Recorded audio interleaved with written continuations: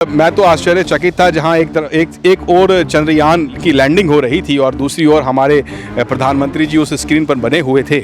तो कहीं ना कहीं हम लोग उन वैज्ञानिकों को भूलकर, उस चंद्रयान को भूलकर कहीं ना कहीं हम जो कि मोदी जी को हर समय टीवी न्यूज़ चैनल पर देखते ही रहते हैं, उस समय भी मोदी जी पर ही। मैं तो नहीं कहा कि प्रधानमंत्री जी झूठ बोल रहे हैं, हो सकता है कोई जुमला हो या कुछ बात निकल गई हो। कौन से जुमले की बात कर रहे हैं? अब साहब ये आप जानते हैं कौन सा जुमला है, किस प्रकार अमित शाह जी भी बोल देते हैं कि जुमला था, 15 लाख जैसे देना था, वो जुमला बाद में साबित है। लोगों को मानना है कि भैया पेट्रोल तो जैसा था वैसा ही चलता जाएगा और 100 रुपये प्रति लीटर या उससे कुछ कम में आप पेट्रोल ले रहे हैं, कि लगता है कि भाई अब तो पेट्रोल का रेट यही फिक्स हो गया लगता है। तो ये सारी चीज़ें हैं, इनके ऊपर कांग्रेस लोगों के बीच में जाएगी और अपने वोट मांगेगी। और आपने बात करी भारत जोड़ो यात्रा की, तो भारत जोड़ो यात्रा हमारे नेता ने एक ऐसी यात्रा शुरू करी है जिसने वाकई में भारत को जोड़ना।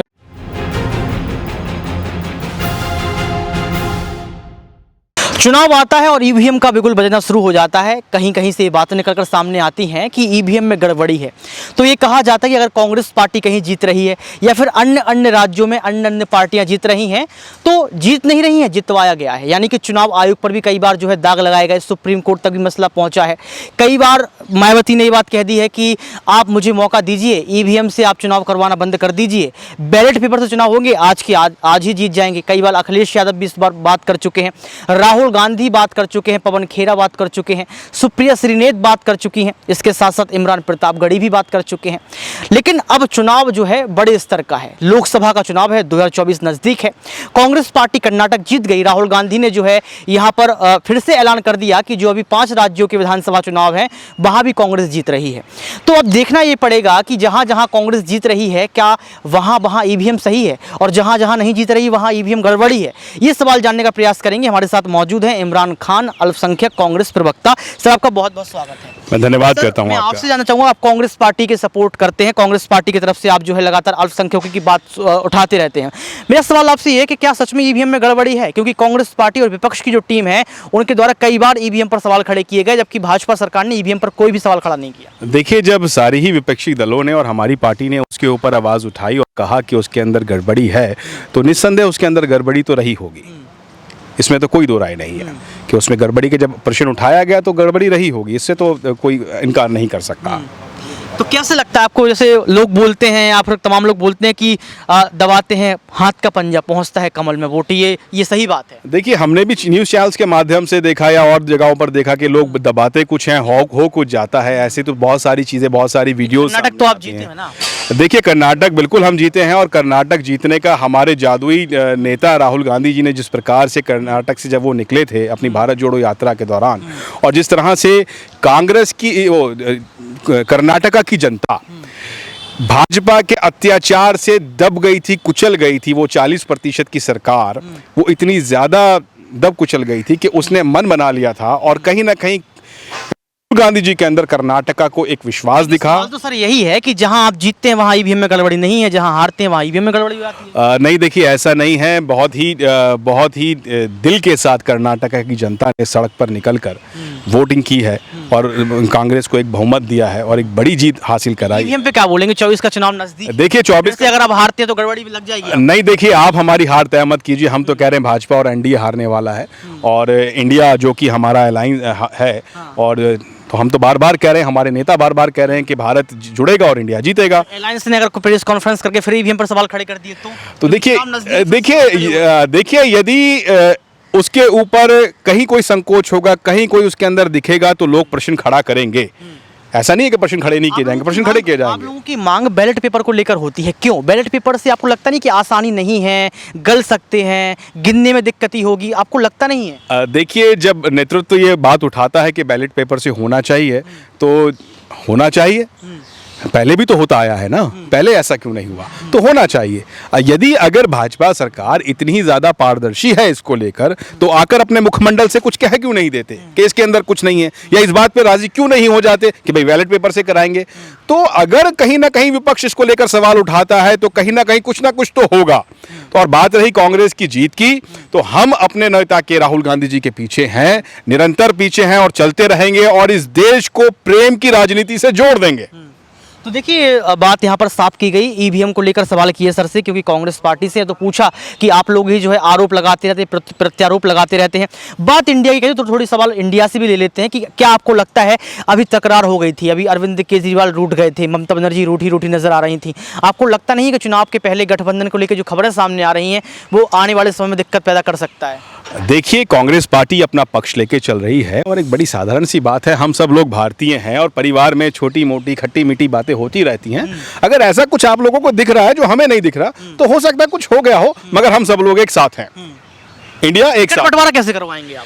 सर देखिए, ये सारी बातें चैनल पे आके नहीं बोली जा सकती हैं, वो सब अपना वरिष्ठ लोगों का अपना निर्णय होता है, तो जो भी होगा सबकी सहमति से होगा। और हमको ये विश्वास रखना चाहिए कि जो होगा अच्छा होगा और जो होने जा रहा है वो अच्छा होगा। तो हम लोग भारत के लिए, इंडिया के लिए अच्छा करने का प्रयास कर रहे हैं, समूचे देश को जोड़ने की बात कर रहे हैं, और हम सब की मानसिकता यही है। भाजपा सरकार ने चंद्रयान 3 भेज दिया, लगातार खबरें आप देख रहे होंगे, कह रहे हैं कि भाजपा सरकार के द्वारा मोदी जी का नाम बड़ा जय हो चल रहा है, मोदी जी ने मुलाकात भी कर ली, इसरो पहुंच गए। आपको लगता नहीं है कि अब बड़े बड़े मुद्दे बीजेपी के हाथ लग गए हैं? राम मंदिर की बात कर लो, आपको लगता नहीं है कि ये जो मुद्दे हैं बीजेपी के, ये देशवासी ज्यादा पसंद करेंगे? देखिए, आपने चंद्रयान की बात करी, उसके लिए तो आपके माध्यम से समूचे देशवासियों को उसके लिए हार्दिक शुभकामनाएं, बल्कि उसके लिए इसरो के सभी लोग, उसके चीफ, उसके जितने लोग उसमें थे, उन सबको हार्दिक शुभकामनाएं। और ये चंद्रयान, जैसा कि इसरो चीफ ने कहा कि ये आज का नहीं है, इस पर इसरो के कई लोग कब से इसके ऊपर काम चल रहा था, कब से उन्होंने उन सारे वैज्ञानिकों का धन्यवाद किया जो भारत के बाद जो आज़ादी हुई और उसके बाद 1962 में प्रधानमंत्री जवाहरलाल नेहरू जी ने उस समय इसरो को स्टार्ट किया और ये सारी चीज़ें की गई।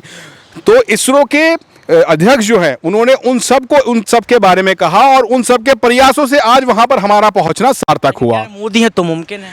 अरे साहब, मैं तो आश्चर्यचकित था, जहां एक और चंद्रयान की लैंडिंग हो रही थी और दूसरी ओर हमारे प्रधानमंत्री जी उस स्क्रीन पर बने हुए थे, तो कहीं ना कहीं हम लोग उन वैज्ञानिकों को भूलकर, उस चंद्रयान को भूलकर, कहीं ना कहीं हम, जो कि मोदी जी को हर समय टीवी न्यूज़ चैनल पर देखते ही रहते हैं, उस समय भी मोदी जी पर ही ध्यान केंद्रित कराया जा रहा था, अन्यथा कुछ नहीं। तो आपको क्या लगता है वैज्ञानिकों का कुछ भी नहीं? जी, वैज्ञानिकों के ऊपर जो उन्होंने पहुंचाया है चंद्रयान 3 को, मोदी जी की बाहे बाहे हो रही है, उससे आप खुश नहीं? नहीं, देखिए, क्योंकि वो प्रधानमंत्री हैं, समूचा देश उनके लिए खुश है। अब तो सूर्ययान भी कह रहा है सूर्ययान पहुंचा देंगे। देखिए, अच्छी बातें जा रहा है, परंतु जो सम्मान उस समय हमारे वैज्ञानिकों को मिलना चाहिए था, हमारे वैज्ञानिकों की बात होनी चाहिए थी, पहले ही शब्दों के अंदर वैज्ञानिकों का धन्यवाद होना चाहिए था, उनके मनोबल को बढ़ाना चाहिए था। वो सारी बातें कहीं ना कहीं नदारद थी, वो बातें दिख नहीं रही थी। आपको एक बात याद रखनी पड़ेगी कि प्रधानमंत्री पद की जो गरिमा है वो अपनी जगह स्तंभ है, वो हमेशा रहेगी, चाहे प्रधानमंत्री कोई भी हो।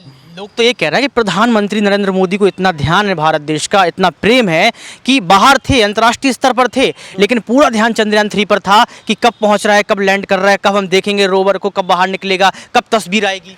नहीं, वो देखने तक तो ठीक है साहब, तो देखेंगे, अच्छी बात है, समूचा देश देखना चाह रहा था, वो देखेंगे तो ठीक है, मगर उस स्क्रीन पे आप स्वयं आ गए, साक्षात विराजमान हो गए, तो पूरे स्क्रीन पे देखने दिया होता समूचे देश को, आपको तो हम देखते ही रहते हैं। प्रधानमंत्री है ना साहब, तो प्रधानमंत्री तो पहले भी रहे ना साहब। इंदिरा गांधी जी ने जब बात की थी, स्वर्गीय इंदिरा गांधी जी ने जब बात की थी, जब अंतरिक्ष यान में गए थे, अंतरिक्ष में हमारे लोग गए थे, क्या वो पूरे आधे स्क्रीन पर आ गई थी क्या?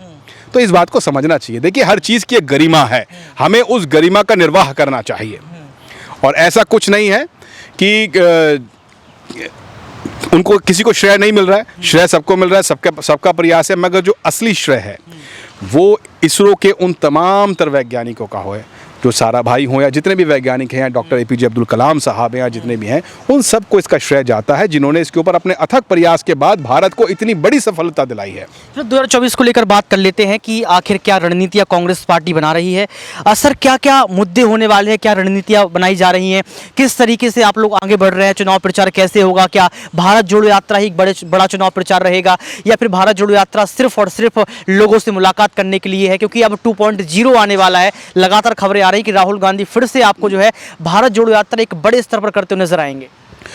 देखिए, मैंने पहले भी कहा कि सारी बातें चैनल्स पर नहीं की जा सकती, मगर मैं आपको बता दूं, हमारे मुद्दे लोगों से जुड़े मुद्दे हैं, कांग्रेस के मुद्दे जनता से जुड़े मुद्दे हैं, सकारात्मक मुद्दे हैं। कांग्रेस पार्टी मुद्दों की राजनीति करती है, कांग्रेस पार्टी प्रेम की राजनीति करती है। और सबसे बड़ी बात ये, हमारे नेता का ये कहना है कि देश में मोहब्बत की राजनीति करनी है।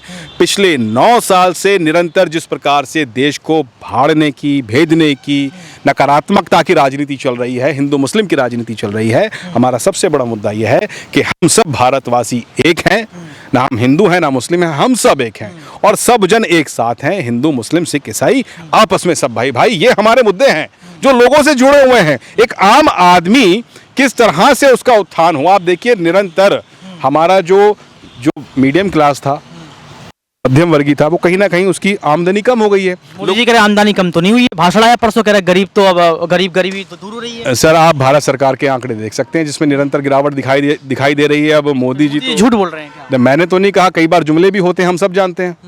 तो मैंने तो नहीं कहा कि प्रधानमंत्री जी झूठ बोल रहे हैं। हो सकता है कोई जुमला हो या कुछ बात निकल गई हो। कौन से जुमले की बात कर रहे हैं? अब सब ये आप जानते हैं कौन सा जुमला है, किस प्रकार अमित शाह जी भी बोल देते हैं कि जुमला था, 15 लाख जैसे देना था, वो जुमला बाद में साबित हुआ, कह दिया था। तो इस तरह की चीज़ें हो सकती हैं, मगर निरंतर जिस प्रकार से भारत में गरीबी रेखा बढ़ रही है, वो बड़ा चिंता का विषय है। जो कुछ तथाकथित जो लोग हैं जो बढ़ रहे हैं, वो निरंतर बढ़ते जा रहे हैं। एक आम आदमी गरीब होता जा रहा है। पेट्रोल की तो बात ही करनी छोड़ दी है लोगों ने। लोगों का मानना है कि भैया पेट्रोल तो जैसा था वैसा ही चलता जाएगा, और 100 रुपये प्रति लीटर या उससे कुछ कम में आप पेट्रोल ले रहे हैं। कि लगता है कि भाई अब तो पेट्रोल का रेट ये फिक्स हो गया लगता है। तो ये सारी चीज़ें हैं, इनके ऊपर कांग्रेस लोगों के बीच में जाएगी और अपने वोट मांगेगी। और आपने बात करी भारत जोड़ो यात्रा की, तो भारत जोड़ो यात्रा हमारे नेता ने एक ऐसी यात्रा शुरू करी है जिसने वाकई में भारत को जोड़ना शुरू कर दिया है। कर्नाटका उसका एक बड़ा उदाहरण है। और जहां राहुल जी जाते हैं वहां पर जन समूह, जनता का प्रेम। गुजरात तो आप हार गए थे, गुजरात में भारत जोड़ो यात्रा हुई थी, राहुल गांधी पहुंचे थे वहां पर। देखिए, जीत और हार ये सिक्के के दो पहलू हैं। कोई आदमी ऐसा नहीं है जो निरंतर जीतता ही रहेगा या सदैव बना रहेगा। आप तो सर आप देख ही रहे हैं ना। देखिए, ऐसा है, हार उसकी मानी जाती है जो प्रयास छोड़ दे। भले ही आपको हमारी पार्टी की हार दिख रही है, मगर हमारी पार्टी ने प्रयास नहीं छोड़ा है। और हमें अपने गुजरात के कार्यकर्ताओं के ऊपर बड़ा विश्वास है।